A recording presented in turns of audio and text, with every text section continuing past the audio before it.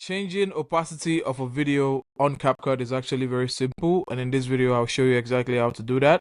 If you do find this video helpful, please do not forget to like and subscribe. Now the first thing I'd like you to do is log into your CapCut account. If you do not have an account, please do well to sign up. Now this is what your user dashboard should look like. Now we're going to navigate to projects, and we're going to find the project that we want to add opacity for. So now that we are in the project, we're going to select the video that we want to add the opacity for. And at the bottom, we're going to scroll until we see opacity right here. And you can see once we adjust the opacity, you can see the video goes dark and bright. Now, once you've decided on the opacity level that you want to choose, you can just click on the check mark right here.